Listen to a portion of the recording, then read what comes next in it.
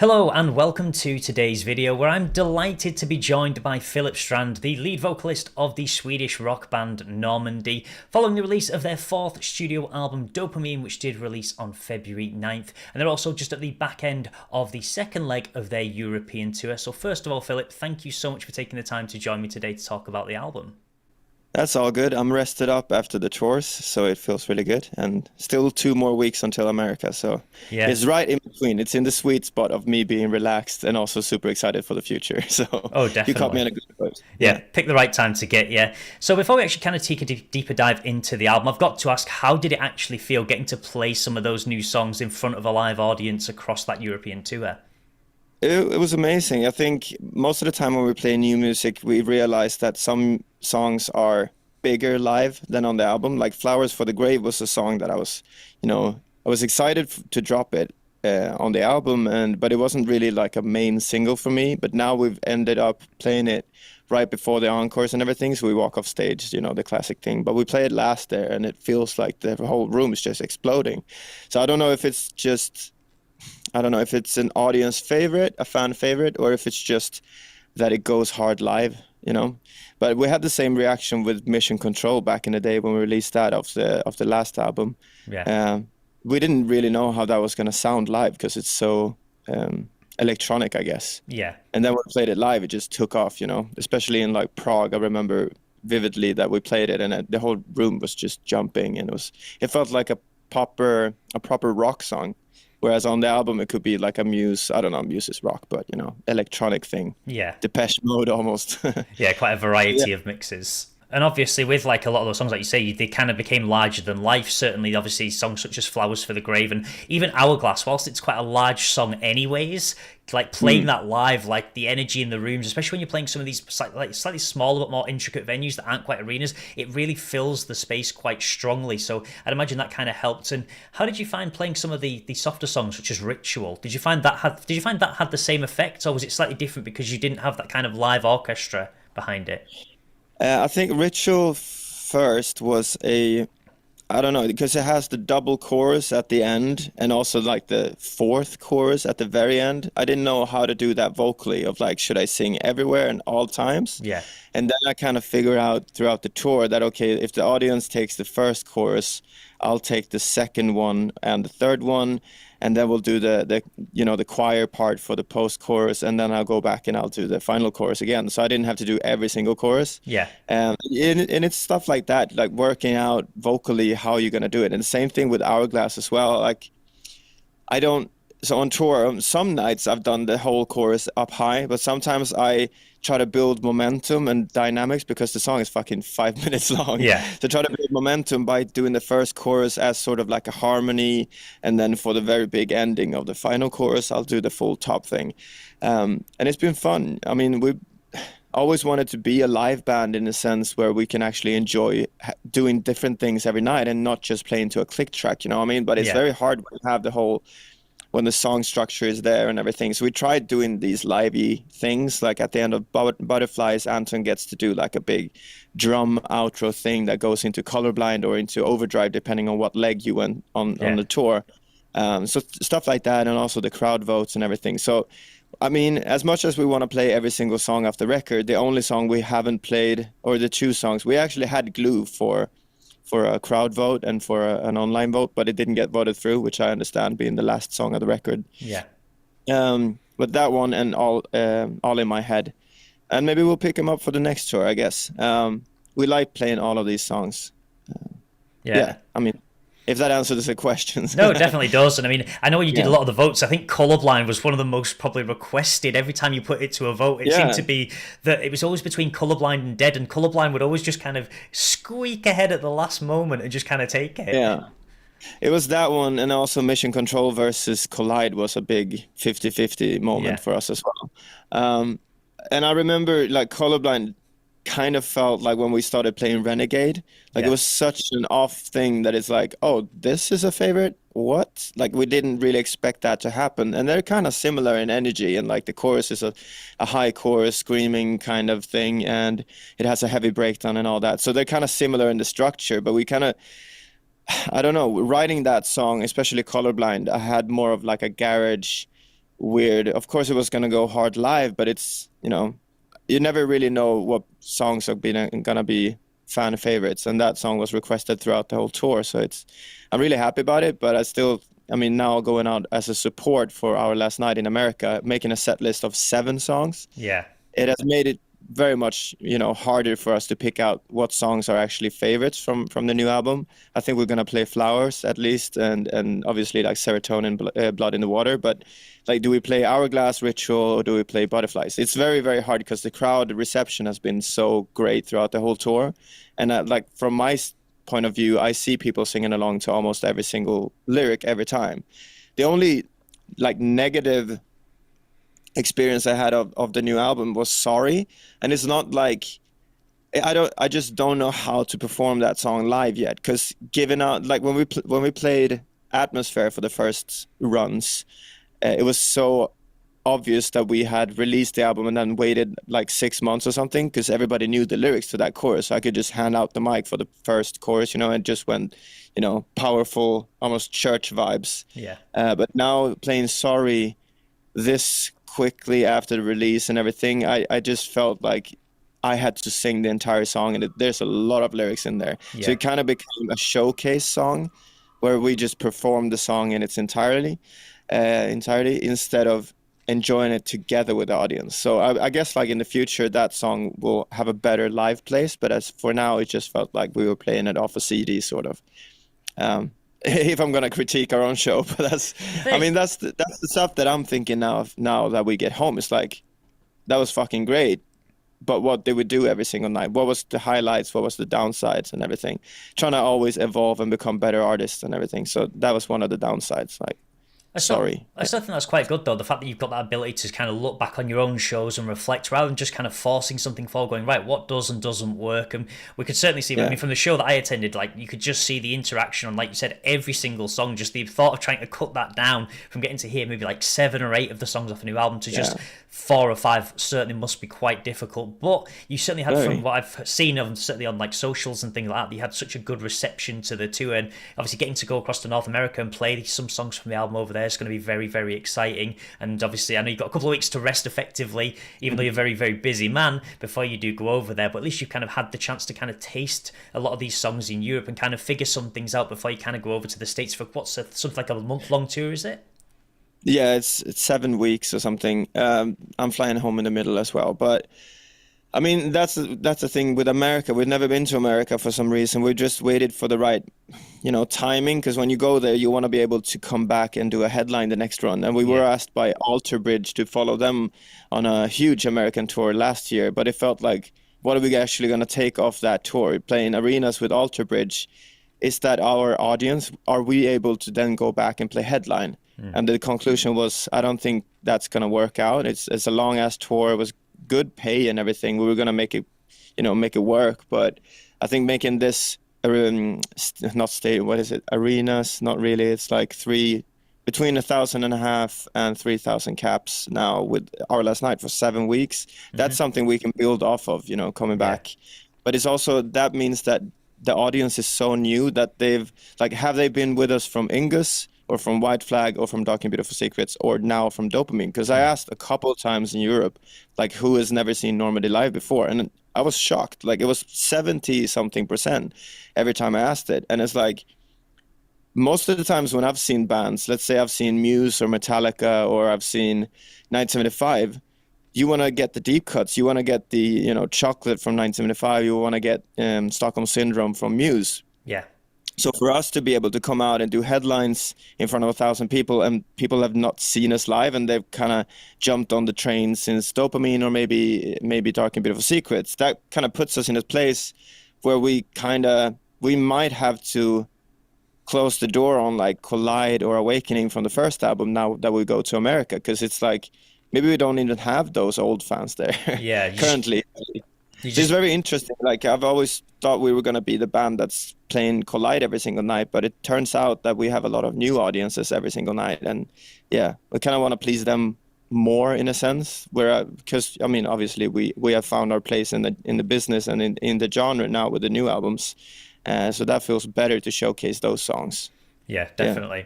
And speaking of the new album, it is time to take a little bit of a deep dive, and there's so much to kind of unpack with this latest album. But before we kind of dive into that, we kind of need to go back a step effectively to Dark and Beautiful Secrets, which was for you a very personal album that kind of had a lot of reflection, a lot of heavy kind of almost darker tones to it, and a lot of meaning coming forward. So then when you kind of went from that album into Dopamine, did you kind of want to try and leave like the kind of the personal writing behind and move on to something slightly different? It was very easy to say that I didn't have anything more to say in that album. Like, we had some demos that wasn't ending up on the album, and those songs kind of, let me rephrase that. Like, I've never been a lyric kind of guy, and for the first time I felt like I had something earnest or something honest to say writing that album. So every time I felt like I didn't hit the spot of like true honesty, I kind of just wanted to cut that song. Yeah. Even though the instrumental was useful to try and rearrange the lyrics. If the song didn't really speak to us on a personal level, kind of like touch something special, we kind of wanted to just drop the song and not have it. Yeah. And now doing Dopamine, we just went into the studio and sat down on the release day of Dark and Beautiful Secrets, and we said like, okay, this is nice, but let's close that bag and then not do it again, sort of, because it limited us in so many ways that we cut songs that we were excited about because they didn't mean anything. Yeah. And now doing Dopamine, it was very easy to just say like, what is the opposite of personal? Well, it's, I don't know if there's a word for that, but it's like not personal, I guess. Yeah. Fictional is what we came up with. Yeah, and with the actual... Sorry, go on. No, so we just wanted to find something truly fictional, and then we ended up in a place where it actually had some kind of relativity, I guess, to the society that we live in. But it's, I mean, that's hard to not do. Even though if you write a novel in the sort of, I guess, Harry Potter or whatever, you will always find common ground with the current state of the world, I guess. Yeah. If you're a good writer. And with Overdrive obviously being the opening to the actual album, did you kind of use that song as like a way to kind of bridge the gap between Dopamine and Dark and Beautiful Secrets? Because it is one of the few songs on the album where we actually kind of see it, kind of that playful kind of lyric that references you, Phillips, what's the issue, and kind of what's the matter, and it just like, was that kind of seen as a lyric to kind of say, right, this is kind of, we're bridging the gap between the kind of personalized album on Dark and Beautiful Secrets to the new chapter that we're going into? I remember that line being one of the last things that was written on Dopamine. And when I got the idea of doing that chant bit to me, I mean, it's kind of like a reference to Night 75. They've done similar things before, like he's referencing himself in third person. Yeah. And I kind of like that idea, but I also wanted to kind of scrap the idea because it was all of a sudden a personal thing.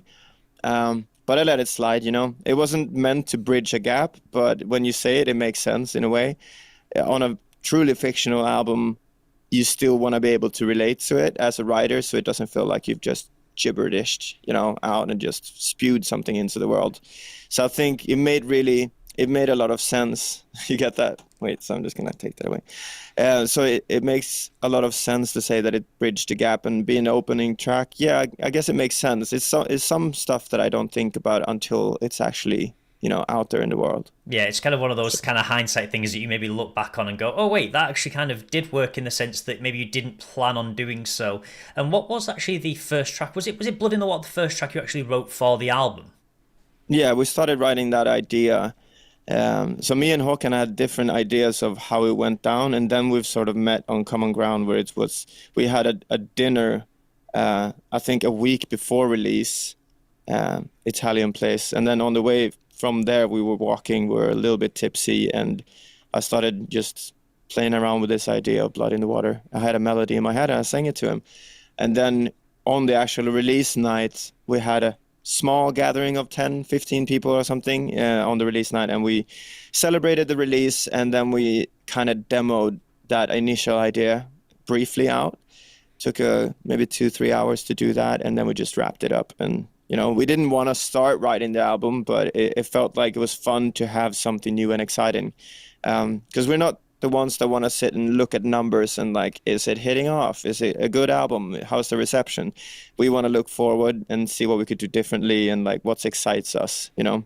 Yeah. So that was really exciting to have that chorus, you know, in the bag before even leaving the the studio on release night.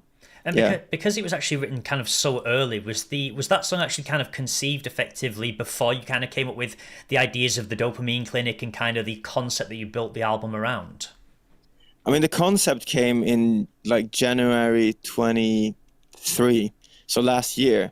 It was very late in the process. I hated writing this album for many reasons, but one of the main reasons was that all the songs melodically, not melodically, but like production-wise and everything, it was so vivid what we were trying to achieve. We had the red line throughout all the songs that we were doing, and like we were all so agreeable. Like this is that, or this could be the first single, but I didn't have any lyrics. I didn't have any melodies. That's a lie. I did have a couple of ones, but I didn't have that theme, you know. I mean, like the concept of an album. Yeah. And I mean, a lot of artists just release albums with different songs, you know. I don't know if Drake has a concept of an album when he drops one with 22 songs on it, but Normandie has always had some kind of, you know, baseline of what is this album different to the previous ones and like what is it about. So that kind of, it irritated me a lot because I felt like I was just on the flip side from Dark and Beautiful Secrets, having something that really meant something to me. All of a sudden I found myself in a place where I was like, I am just a songwriter. I'm just writing shit that I think people will enjoy, you know what I mean? Because my profession is a songwriter. But I don't want that thing to affect Normandie's writing, because Normandie will always be personal in one sense, where we are actually personally enjoying what we release, you know what I mean? So it took me a good while, and then our record label, Easy Life Records, they said that we're coming out over in January and we want you to have a concept ready. And I was like, all right, good. I've always loved a tight deadline, and that's where I really, really pushed things through. So when they came over, I didn't even have, I don't think I showed the other guys the initial idea of Dopamine, but I had the name and I had a little PDF of like 4 or 5 pages of Pinterest photos, and, you know, and that, it just clicked. And then we started riffing about like the city where people take dopamine as a pill instead of, you know, caffeine and all that stuff. So, I mean, it made a lot of sense when I told them the story. And like, I have a little sister who's 19 years old now, and like, we've had some discussions about Instagram, and dopamine is kind of a talk of the town for them, but for us, we've sort of, I don't know, neglected it or not even realized that is what it is about, you know, the social media and everything is all coming down to dopamine. I mean, all the chemicals that we have discussed on the album, where it's like adrenaline,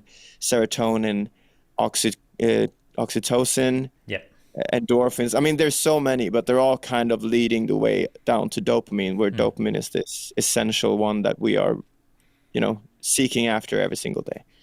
So when we found the lyrical theme, everything clicked, and then I could just pivot everything into that direction. Like I changed a couple things in Blood in the Water and everything. It was just making more sense then. And especially with Blood in the Water as well, the fact that even though you'd written that before, kind of you got the ideas of like dopamine and things like that, and you kind of pulling your Pinterest and everything together, that still effectively kind of fits in with a lot of the kind of medical terms, obviously the kind of idea of like IV drips, blood, thing like that, and just obviously the fact that it still kind of fits in with the theme of the album because of that whole negativity being contagious, that blood spreading through the water and just infecting people. So again, that infection. So was it kind of almost like a kind of hindsight brilliance to actually kind of have a song beforehand, before the concept of the album, that actually kind of fit in really strongly with the actual theme that you would eventually go for? I mean, Blood in the Water had the chorus, and it had a little piece of I had the beginning of the verse, which was actually like gibberish from the beginning. I'm a little fucked up, but I haven't gone insane. And I didn't like that idea at first, because it was just, A, it's swearing, and 2, it's like, to me as a Swedish person, it felt like bad English, if you know what I mean. Like, I'm a little fucked up, but haven't gone insane. But everybody was like, that is kind of what makes it genius. It's so out of context and it's so out of place. And then I was just riffing off of that, and the whole pre-chorus like hit me like a freight truck, and everything was just playing around with the idea of not being this you know, in our genre, it's very easy to go and write about like graves and darkness or whatever, and like all these typical things that me writing, instead of like being hit by a freight truck, was this. It was a very weird type of writing lyrics, and I really, really enjoyed that. So when we had the theme, I just swapped some things and I filled in the blanks, sort of. But the chorus has always been what it's been. And I was really happy when that made more sense, you know, with the blood in the water and everything. But at first, I think it was like a breakup song or something, you know. So yeah, and I remember vividly being on a walk with my dog and getting the hurt people part together, listening to the instrumental, and it's like that's when it really, really clicked. And it's like, oh, there's a depth to this that I hadn't really realized. Like hurt people, and hurt people hurt too. And it was like, holy fuck, okay, I just gotta go home and start recording this and, you know, make it make sense for the whole rest of the album and everything. So I know you're kind of just throwing paint at the wall, and all of a sudden you see a face, and that's when you start riffing, you make this painting work, you know. And that's kind of the stuff that I hate with being a songwriter and writing songs for yourself. Is like, when I write for other artists, I'm free to just leave the studio at the end of the day and go like, you do whatever you want to do with that thing. That's yours. And I don't have to carry the burden of it being personal or not personal. Does it have any depth or not? I'm just there to try and fulfill their vision. But working on the songs for our releases is fucking terrible. It's so hard because you're all constantly battling yourself with like, is this a hit song? Does it mean anything to me? Are the lyrics too complicated, too personal, or too bland, you know? Yeah. So whenever stuff like that works out, like hurt people too, that is when I feel like at peace of what we've created, and like that part makes that song work for me, you know? Yeah. Without that part, it just feels like a catchy song. Yeah. That's sort of how I analyze it. And ultimately, that kind of became the phrase of the album, and it's on the wall behind you, and it became like one of the kind of iconic statements, kind of also the face as well, the idea of it imitating sunshine and dopamine fitting in. Like, it really did feel like everything certainly seemed just to click together when you kind of got this ball rolling. I know you said you struggle with a lot of the lyrics and things like that, but as soon as that ball seemed to get rolling, you really seemed to actually run with it quite strongly. You certainly, like saying, developing like an image, a brand, the clinic. You kind of, rather than just making a piece of music or an album full of music, you've kind of built a story and kind of some imagery around it, kind of designed the whole package. So it's kind of almost quite impressive how it's all come together. So moving a little bit off Blood in the Water, kind of onto some other tracks from the album. So Serotonin, this was one that was one of the last ones you actually released before the album actually came out. And I feel this was one of the ones that probably received the strongest response. I mean, I read the comments on the actual video and people going crazy for that track. Even though you'd done something slightly heavier still with like songs like Hourglass, did this seem to really be the biggest track from the album, just with some of the ideas on it? And did you kind of feel the same way from the responses you were seeing? Yeah, I mean, it kind of had the same thing as with Blood in the Water, where like we know sometimes, I don't want to say that we've figured it out sort of, but like we kind of have a good idea of what our fans like.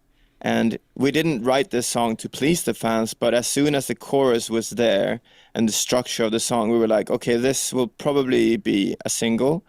And then I'm a huge cynic. Like, I don't want to force this song to be a main single. I don't want people to feel like I've fed them what they wanted. So I was like, I kind of wanted to, you know, put it in on the album, take it off as a single, but it was too good for that. And I think the same with Blood in the Water. That's what I was about to say. I needed that post-chorus, or the middle eights rather, to be the most exciting piece of music that we have on the album. Yeah. And it took a couple weeks to sort it out. And when we found it, and like there's a small tempo drop going into that section, and then there's another small like 2 BPM tempo drop going into the heavy part of that middle eight. Like stuff like that, I was doing for me to make sure that I enjoy this song equally as much as the fans. Because we get to play it every single night. And if I feel like we're playing a song that we wrote for the fans only, and like, then I'm going to feel like an escape artist or like a fake artist. Yeah. So I think that song, when we had the meeting with the label, they were like, this should be the first single, and we were like, it's not really there yet. No. It needs to be good for us as well. So we just put it at like, okay, let's put it as the final single, and we have some time then to make sure that we love it. Yeah. 100%.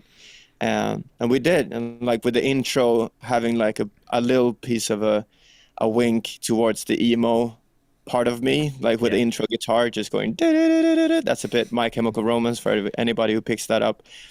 And the chord structure of the intro as well is like very from first to last.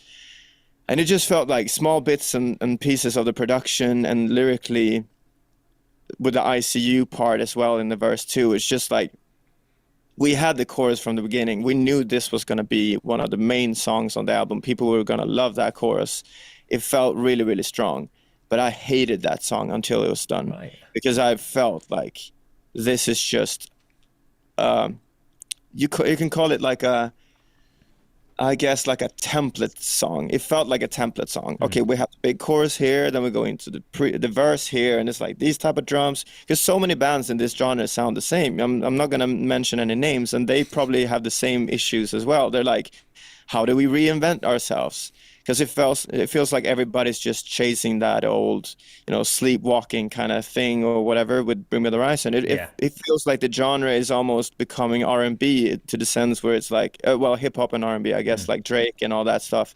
Because it's like it all starts to sound the same. Yeah. So we're all trying to find the small bits and pieces that are really getting us excited. And Serotonin for me needed that middle eight part, and the lyrics especially, like Hope is a Weapon. Yeah. I guess Hope is a Weapon is the correct lyrics now. Yeah. Is it? Love is a, yeah, Hope is, okay, great. Yeah.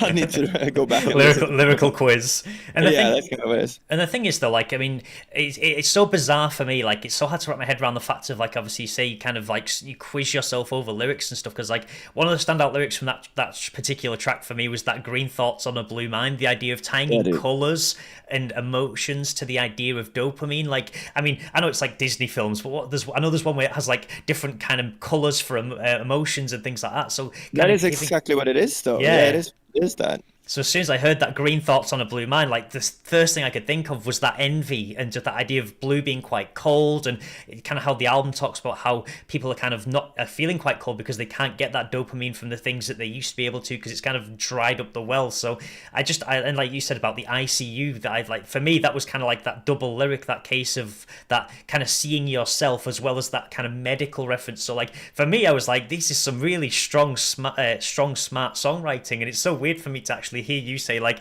yeah, I wasn't really sure at the time when like I don't really kind of feel overly confident in kind of some of the songs that I write. It's such a bizarre thing, but certainly with Serotonin, it seems to be one of those tracks that really, really did actually manage to hit the spot and just kind of achieve quite a lot. And even with like the scratchy vocals that I feel you kind of put into that kind of almost that last gasp, you're kind of at the edge of the knife effectively, just that point where you just really have kind of got to the end of your wits, and that really came through on the vocal style. Was that something you intended for?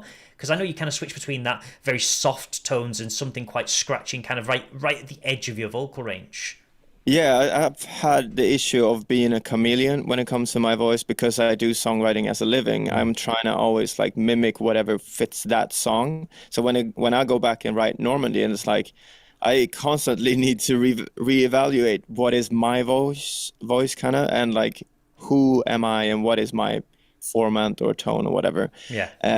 But that has always been my base point, like the scratchy high vocal. And I felt like on the last album, I wanted to avoid that, apart from maybe Hostage being like the obvious choice here. But like all the other songs, I was like so excited to sing a low chorus in Babylon or whatever. But coming back on this album, it's like I wrote that chorus and it was just very obvious what it was going to be, And it's not something that I try to put too much thought into, but I do want to make sure that the lyrics come across the same way that the actual performance does. Yeah. And that goes for every single instrument.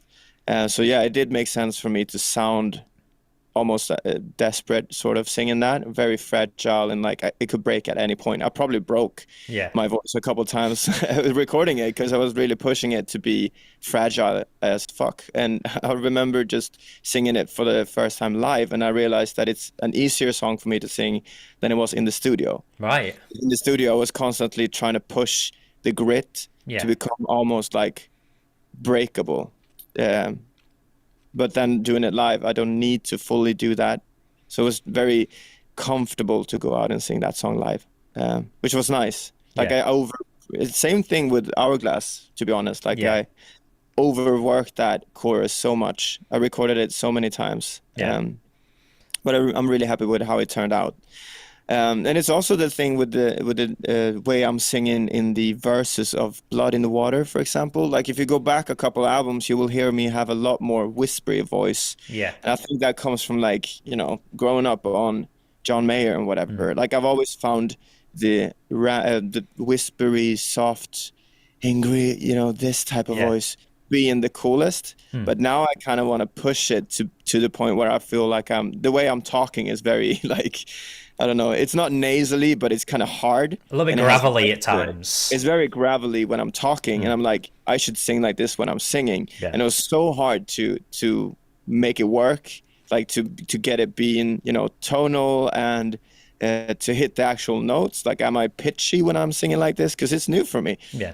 And when I found the verse, especially the verse in Blood in the Water, you can hear it, that I'm pushing that verse kind of hard, and that's what I love about it. Like I didn't go in and just I'm a little, you know. Yeah. I'm singing it so hard, like I'm a little. Yeah. And that's kind of what made that song work even more for me. Is like I can fully commit to this being like a garagey, dirty song. Yeah, you almost kind of give it that suave as well, don't you? Kind of throwing that in there by going for that slightly harsher tone rather than something softer.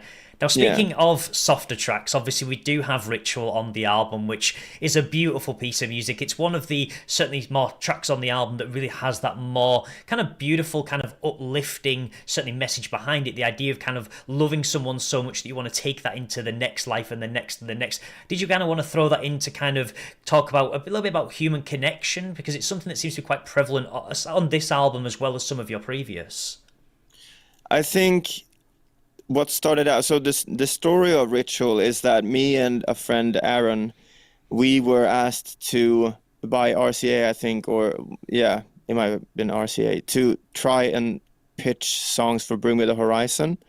Right. And we met up, like Aaron is a songwriter here in Stockholm, and we met up and we wrote two songs, a song called Miracle and a song called Ritual. The fact that they're rhyming, I don't know why, but yeah, that's just the simplicity of it.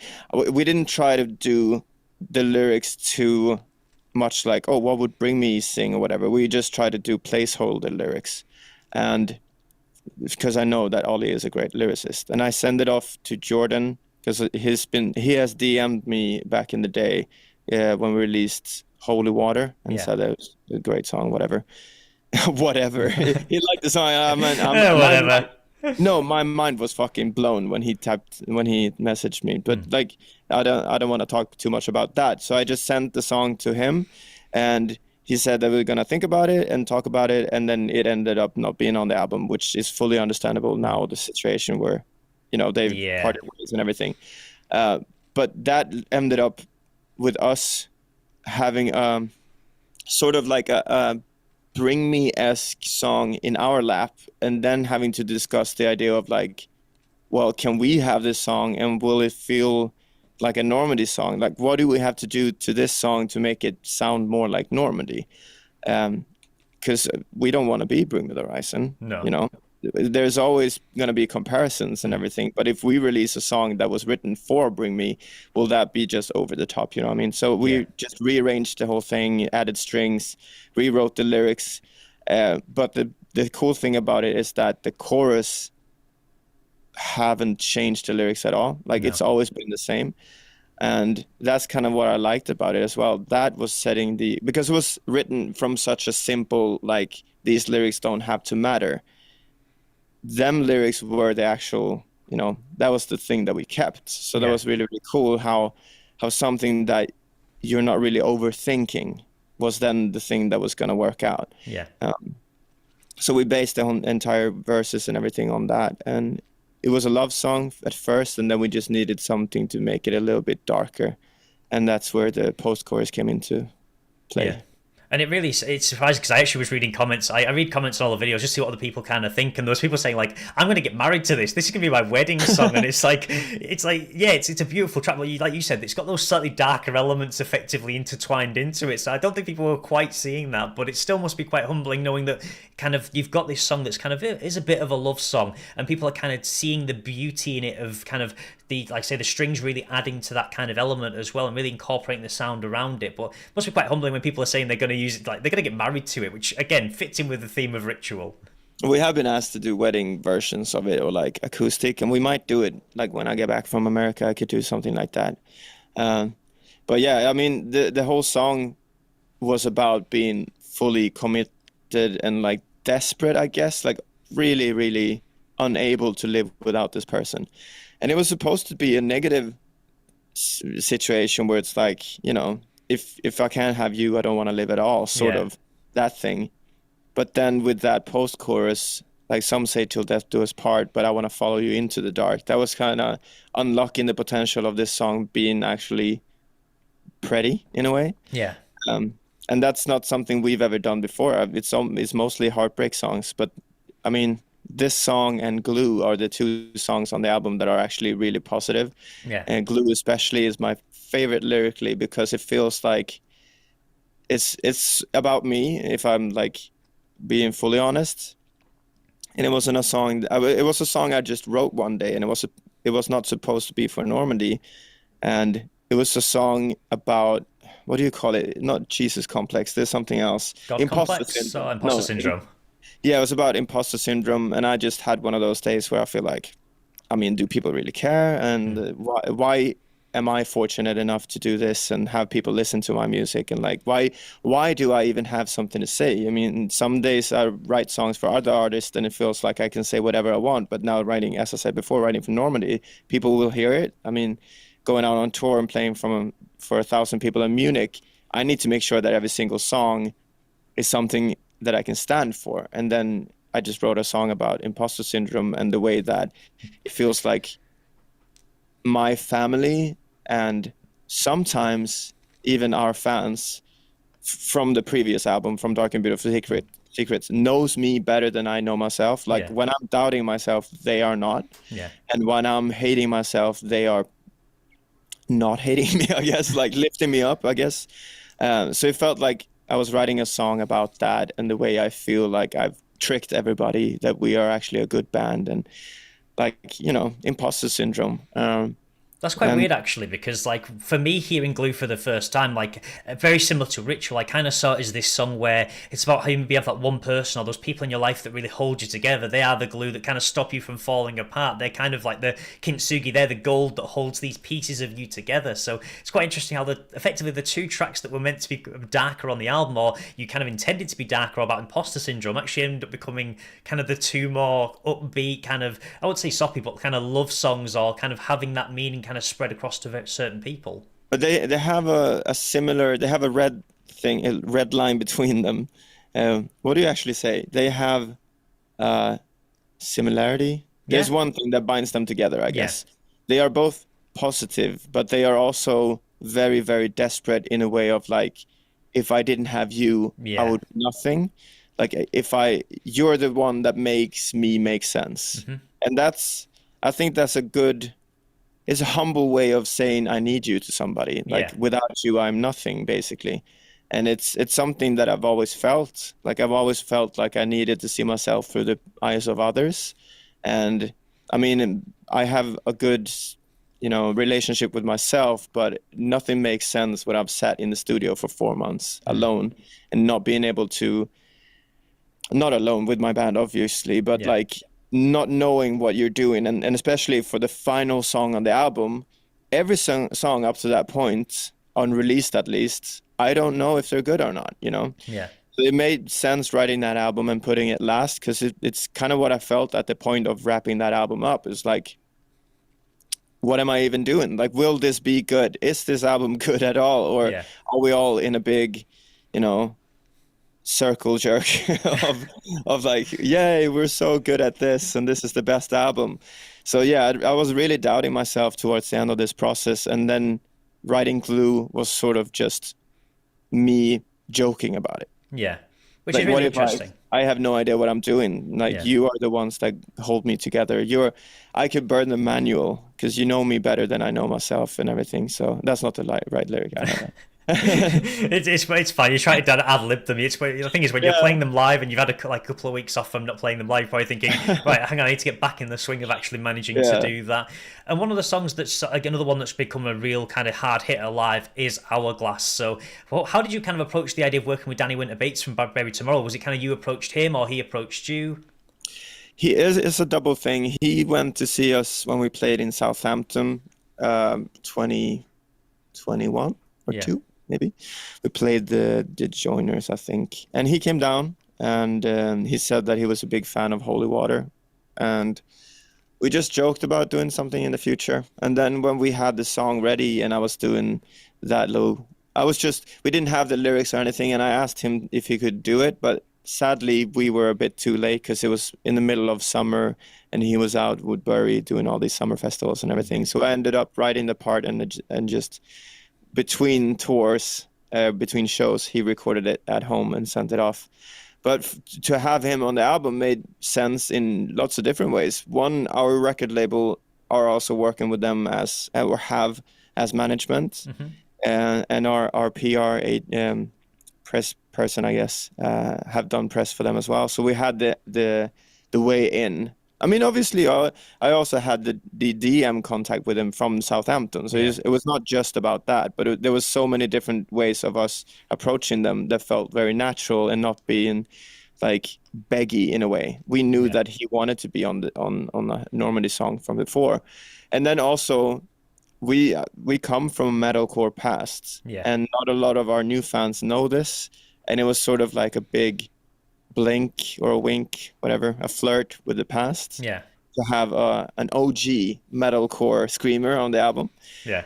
Instead of trying to, I've said this before in an interview, and I really needed to watch my words, but we didn't want to become one of the bands that are just asking the most trendy singer to come and sing on our songs to get the streams and whatnot. And why I'm saying that is I don't want to downplay Dani's position. No. Because Barry is massive, obviously. Everybody knows Barry. But it's a different thing, you know? If you're asking somebody like Spirit Box or Bad Omens to join on a song, you're doing it for the wrong reason. I mean, I'm not going to downplay this, the people who have done that. But it feels like when Architects is doing it with Spirit Box, is them sort of giving Spirit Box a platform. But if somebody in our position does it, then we're just trying to get likes, you know what I mean? So we were really cautious of that as well. We've never done a collaboration before. No. And to ask Dan was just perfect. And especially when it gets to like the break in the song and he kind of comes in with that death comes fast for a life worth living, everything grows when you learn to give in, and we get this gradual build as he kicks in. And I love the way that he kind of builds into that kind of drop, because again, you've got metalcore roots, but obviously like I say, you've kind of not strayed away from it. You've seen some heavier elements with things such as Thrown in the Gutter and stuff on Dark and Beautiful Secrets, but to have him, someone who is again a very proficient metalcore vocalist, to be able to kind of add that extra level effectively, I suppose, to the kind of breakdown of what is probably the heaviest track on the album. Yeah, I mean, he has a very special type of screaming as well. I think his tone is very unique, and that really came across in the song as well. Not to just get somebody who screams perfectly, like, I don't know, Caleb Shomo has the same type of, like, when you hear him scream, you're like, that's Caleb. Yeah. So I think that was really exciting for me to get the files and be like, holy shit, yeah, this is so Dani. Yeah. Yeah, no, it makes a lot of sense to have him on the record, and then I get to do it live as well, which is it's so funny. Yeah, because I love doing it live. Yeah. I think Hourglass was definitely one of the kind of songs that I was really interested with first time I heard it, because you've got the very aggressive, biting tones coming from Dani kind of in the break, but then you've also got, like, if I remember from the imagery on the video, like the balloons lifting up and spinning around with that kind of almost like heavenly R's coming in. Yeah. Did you find it to be quite an interesting juxtaposition between the very light sounds and the very heavy sounds on that track, or do you feel it afterwards that it really worked? That was one of the main things for me to make that song make sense production-wise. It was 5 minutes long. We tried to cut it 50 times in 50 different ways. But it was supposed to be 5 minutes, and it became 5 minutes. And to have an instrumental part with strings and acoustic guitar straight after his screams, that kind of unlocked the whole thing with the balloons and the thunderstorm versus the half cloudy blue skies. The song is the heaviest on the album, but the first verse barely has real instruments. Yeah. So I think it's all about the contrast of making two different things work. It's not like, because a lot of the times I've said that in the past as well, especially with like Butterflies.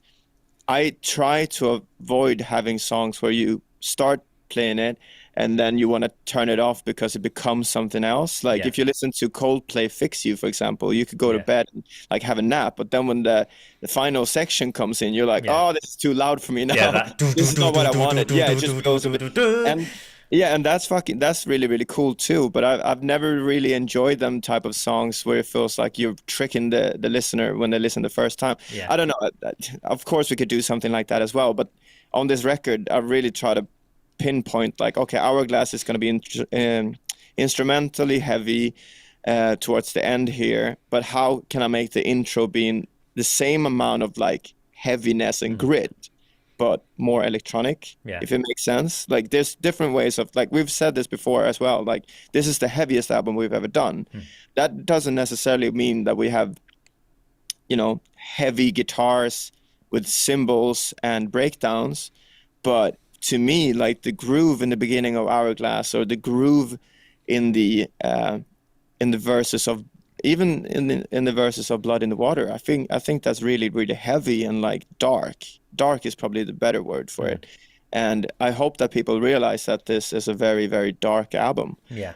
Because we want to be a pop rock band, sort of, but we don't want to be, too light. We always want to dip our toes in like, how can we touch heavy and dark in different ways than not just putting on a 7-string through a dark Kemper tone and go, you've effectively kind of made your own sound, and you certainly have a very unique sound with that. And touching on Hourglass as well, you talk about how you had that acoustic after the kind of the breakdown. And one thing I think really worked on this, and I hope you agree with me, is because you had the lyrics of like, I saved my tears inside this hourglass, the idea of kind of bottling everything up gradually as the song, and I know it's 5 minutes, but you kind of have this gradual build where you're bottling up these tears inside the hourglass, and it's almost like that glass shattering, and then kind of once you've had that release of aggression, you kind of have that moment of calm afterwards where you kind of just come back down, you've kind of enraged, your hair's set on fire, well not mine, but then you come back down to earth and kind of everything's a lot calmer. So for me it was kind of like riding that wave of emotion, that build up of welling things up, and we see a lot of people do that these days. They don't kind of talk about the problems, that kind of gets to a point where everything explodes, but then like say you've got that moment afterwards. So was that something that kind of you built into the track, or is it something that you kind of realized afterwards? It was one of the things where I always had it as a placeholder, where it's like, oh, I'm going to have something here. And I started working on this, like, I don't know if you know, I think the band is called Casey or something. They have this talking vocal, like almost like screaming emo talking, blah, blah, blah. Yeah. That was something I was looking at. Like, we've never done anything like that, but it kind of fit the part. And then we just deleted that, and then was like, should we delete the whole section and then just go for a chorus? But everybody just liked that breather. And we've really felt it now when we played it live, where it's like, after that, because it's such a release, the whole audience is kind of, coming up for air almost. Because they've been treading water for like, a minute with that chorus and then the breakdown. And it's like, you don't think about it too much, but our shows that we are playing are not the heaviest ones, but people are dripping in sweat because it's so jumpy, and like, they're really making an effort. And having an instrumental part like this is both beneficial for me, but also for the audience. And then when the chorus kicks back in, it's almost like you've, I don't know, changed clothes. I don't know. It really, really kicks that chorus into new heights. Yeah. Whereas if we had the chorus straight after the breakdown, it would be like, you know, you're too knackered. You can't really do anything here. Yeah, it gives you that moment of reprieve, effectively, just to recollect yourself again, just tying in Yeah. with those ideas. And yeah, I know, like, the couple of people around me when I saw you guys live on this tour, it was a case of like people were dripping at this point. Like Yeah. they were just like jumping up and down, going crazy, and it was just like Yeah. say one of those where you just need that moment of just bring it back down to earth after that explosion. And I think as well, like you said, you try and avoid doing the typical tropes that we do see from maybe like metalcore, where you go into like the breakdowns and then you keep it super heavy. And Yeah. by bringing in that acoustic guitar, it's something that we've sort of, again, it's something that not a lot of artists do, just kind of switching into something different. I mean, one example I can think of recently was Next Semester by 21 Pilots. They've done something similar, not as obviously as heavy, but they've kind of brought out the ukulele towards the end of the song, and it's sometimes quite a nice, refreshing thing to hear, rather than, oh, here comes a breakdown and then we're just going to stay in something heavy. Yeah. No, that stuff is because I'm producing and mixing the album, I need to make sure that I'm excited for it as Yeah. well. And at the level where we're at currently, I mean, I guess this is why August Burns Red started playing fucking banjo and stuff, Yeah. because they didn't want to change their, you know, the actual sound that they were going for with the breakdowns and everything. So, but they were trying to find different instruments to do it. And we've had the benefit of having, I don't know, 5 different genres on all our albums, and being able to dip our toes in any type of sound and still, for some reason, maintain the same vibe and Normandy-esque sound. Yeah. So our palette of like colors that we can use are so wide and broad. So I'm very thankful for that I can bring up an acoustic guitar without people going like, oh, that doesn't fit there, you know. At this point, I'm just like really trying to push the limits. Yeah. and yeah, I think it's really interesting to have these the dynamics, I guess, like when you come from a breakdown into an acoustic section. I didn't overthink it though. It's like it felt natural, but now when you say it, it's like, yeah, that is 2 of the opposite worlds. Yeah. Dani screams and then an acoustic guitar and strings. Yeah. They shouldn't be next to each other, but they do. Yeah. Great. And that's the thing, like, say, I think that's one of the things, like, I really loved about the album was the versatility, the way that we saw you kind of go into softer things with Glue and Ritual, and then we also had certainly songs, the heavier songs such as kind of Colorblind, and then also we kind of saw we did see some of those slightly R&B elements, certainly on songs like Butterflies, that really kind of came through, that very bassy kind of backing beat that you did have. Is that something that you kind of, did you want to draw a little bit of inspiration from R&B for that, or was it just something that felt natural, that it was an area that you hadn't touched quite heavily before? I think for me, I wouldn't say that it's from R&B, for me at least. What I had for that song was 3 things. It was Tame Impala, it was 21 Pilots, and it was Gorillaz. Yeah. And to be able to find, and I mean, that's the thing that I hate and love with the song Butterflies, is that it's the structure of it and the dynamic of it is very like this. Yeah. And that's, when I play that song for myself, I never get tired of it. It's more of like a mantra just going round and round and round. And I didn't want to do the classical ad-libs towards the end of the song to make it like pop or whatever. Yeah. It was just one of those songs where it's like, this is the song and it's just going to go like this. And that's what I like about the new 21 Pilots, the Overcompensate. Yeah. Apart from the intro being a different tempo, which is genius and something I'm definitely gonna try out on the next album, because when it hit me I was like, holy shit, that's so genius. But then the rest of the song is kind of this groove, you know. It just keeps going and the groove is phenomenal. And that's what I like about it. It's just it was that thing. It's 2 minutes something long and it's just that. Yeah. Nobody's gonna get surprised, but they're gonna hopefully love it and just keep it on replay or whatever. Yeah, so I mean, Tame Impala, 21 Pilots, and Gorillaz. Yeah, certainly a very interesting mix. Like I say, drawing from metalcore, from Gorillaz, who obviously be having a variety of different sounds really incorporated into the music they've been releasing over the years. And now that you're at the end and you've kind of had the chance to play the songs live, are you really happy with how the album's turned out? Because I know you said you kind of got that slight imposter syndrome with Glue. Yeah, I mean, I still feel that sometimes, especially for songs like when we play Renegade and then 2 songs later we play Colorblind. I'm like, this is a bit too similar for me because I feel it in my voice that I've used these notes before. I didn't reflect on it when we wrote the song. And I mean, we are Normandy and we've done both of these songs. We're not copying it ourselves or anybody else, but it kind of comes across when you're building a set list of like, what are we trying to do here? What is the flow of the set list? And so I definitely get a lot of imposter syndrome still, but not towards the actual songs. I think they have a separate life on their own. And I think the reception so far have been incredible. I mean, if you want to look at numbers, we've coming up to 10 million now, 2 months after release. And our previous records have done 20 after 2 years. Yeah. So I think we're looking at something we've never done before. And Serotonin is like 1 million after 2 months. We're doing numbers that we weren't really expecting. And at the same time, I'm really happy that it happens because we're always taking a gamble on all the decisions we're making as a band to fulfill our own happiness and like what we want to achieve.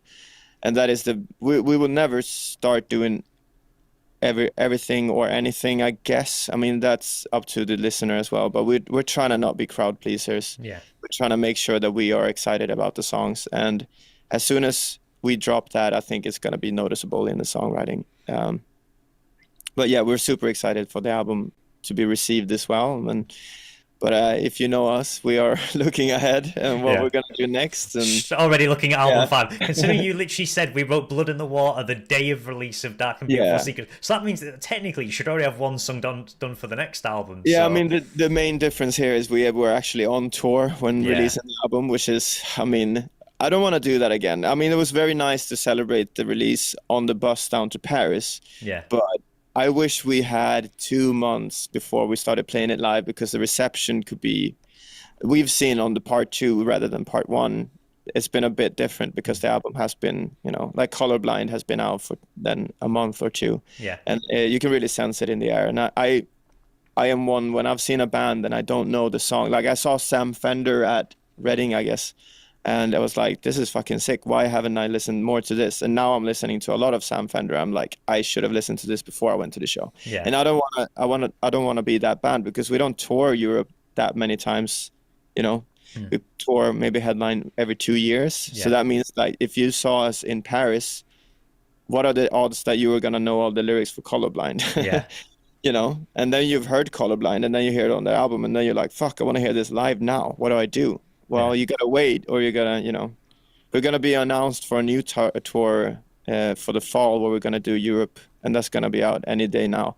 So hopefully people can come there and see more songs. But it's, that's the good and the bad part about it. We're doing it to just promote the album, but I also want to be able to connect with the people on the when we're doing the shows, and playing a show on the release day is not really ideal. No, but you've done it once. You can say you've got the T-shirt now, so you can say that you've done it.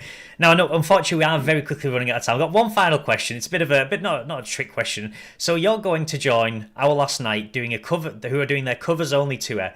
Does that mean you could potentially reintroduce your cover of Chandelier to the set list? No way. No. I mean, we're fighting over set list decisions right now, and we're going to play like 7 or 8 songs, depending on if we play what we call the death set, which is basically forcing 8 songs into a set list. Yeah. It's not very good for any of us, but it is. We are crowd pleasers when it comes to set lists. Yeah. We're going to try and make it as good as possible, but forcing Chandelier in there will be a step too far. A step too far. That is not really ideal. And especially with what I said before, I think most of the audiences that we've performed for the past 2 years have been new people. Yeah. That's the majority of it. So I think I'm excited to connect with them and see what the future can have, rather than trying to dwell on the past. Yeah. Well, I do wish you the best for your North American tour coming up. Like I say, you're going to be out there for 7 weeks. And also, thank you so much for taking the time to talk to me today. I would love to continue to talk about the album, but we can't have the interview gone for like 4 hours. So it's just a case of like, thank you so much for kind of delving into the songs a bit more, and kind of exploring kind of some of the things that I kind of heard. It's great to kind of hear them from your perspective as well, kind of get more of a deeper understanding of your kind of songwriting process and how you went about. So yeah, just once again, thank you so much for taking the time to chat to me today.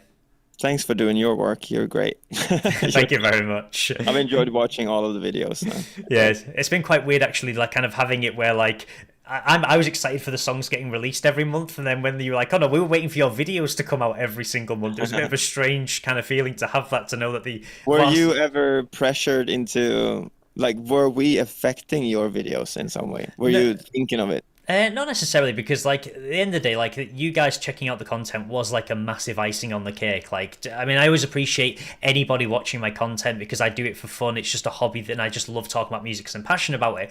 But when you've got the band kind of checking out your videos and loving it, it's like I didn't kind of feel any pressure because I'm just doing what I've done always. I'm just analysing it in the exact same way, looking at the same things, the structure, the lyrics and everything, and just picking it apart my way rather than just thinking, I'm not trying to entertain, I'm trying to teach people, and I want people to have a greater appreciation of your music and how your songwriting comes across and kind of some of the things that they might miss as listeners. So I didn't really feel the pressure. But one thing that I like about you and what you've done with this album is you haven't really said if you love the song or hate the song or like the song or dislike the song.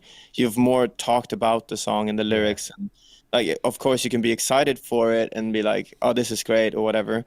But you haven't, a lot of the reviews or reactions are like, oh, this is not for me, or yeah, this is fucking great, and like overly, excited about stuff. So it's been more like analyzing things, which is what I like about it, because we can't really please everybody. No. I think having a neutral way and just analyzing it is very, very clever. Because then you won't get a hate storm if you hate it. No. Or you won't, Yeah, I'm playing and it doesn't look like you're stroking our egos, No, I just appreciate you guys for what you do and the music you create. So that's the main thing I want to do. And like I say, I really did appreciate you guys kind of checking out every video, agreeing to do this interview and things like that. And even just getting to the VIP and sort of you guys being like, oh, it's the Audio Autopsy guy. And literally confusing everybody else around me was so funny.